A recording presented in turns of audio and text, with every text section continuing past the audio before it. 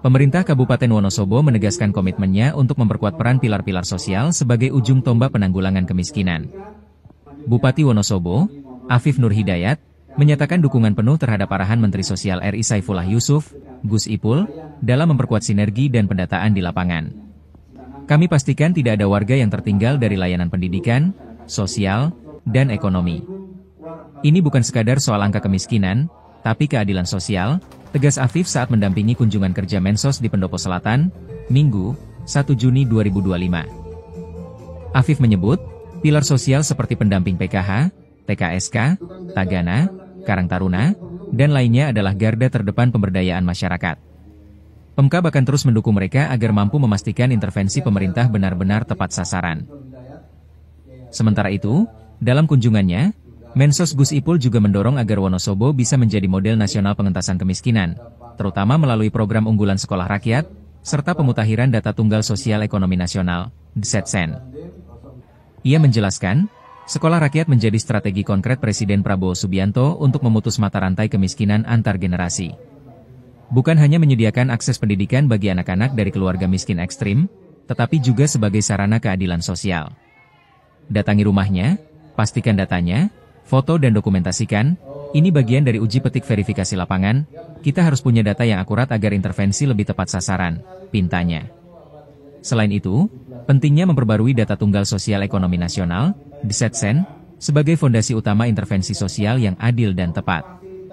Ia mendorong setiap pilar sosial agar melakukan graduasi minimal 10 keluarga penerima manfaat, KPM.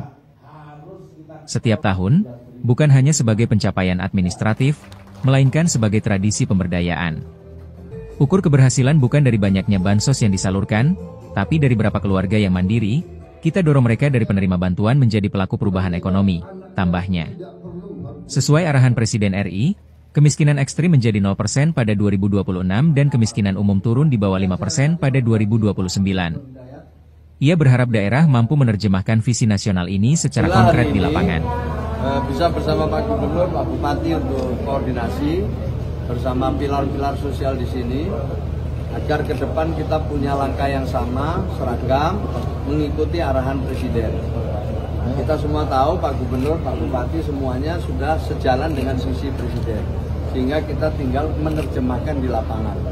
Bagaimana di lapangannya ini terintegrasi, ya, kemudian berkelanjutan. Jadi kita bisa mengintegrasikan seluruh program, memadukan seluruh program. Nah, setelah itu kita harapkan hasilnya efektif.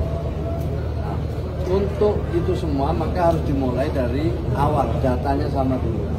Setelah datanya beres sama, kemudian yang kedua adalah perencanaannya. Setelah perencanaannya beres, maka implementasinya.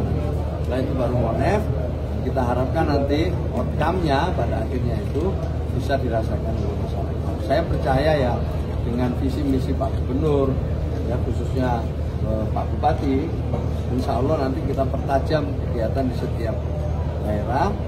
Nah, harapannya seperti arahan Presiden, kemiskinan ekstrim 0% di tahun 2026 dan pada tahun 2009 nanti kemiskinan sudah di bawah 5%. Sementara itu, Gubernur Jawa Tengah, Ahmad Lutfi, yang hadir dalam kegiatan tersebut, menyampaikan pentingnya kolaborasi antara pemerintah pusat dan daerah dalam memperkuat akurasi data dan mendukung program sekolah rakyat.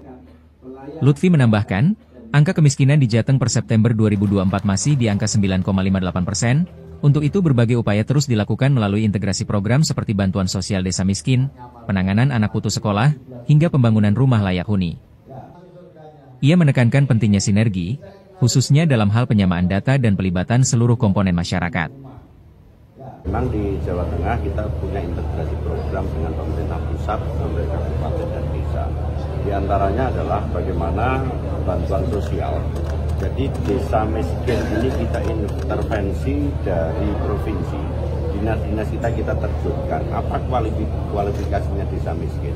Desa yang bansosnya di atas 60%, pasti dinas kita intervensi. Itu pertama. Kemudian yang kedua, pendidikan juga sama. Jadi pendidikan yang putus sekolah, Jawa Tengah untuk tahun ini sudah 5.000 anak-anak SMA yang putus sekolah sudah kita tempelkan kepada SMA swasta yang sebagai kemitraan kita.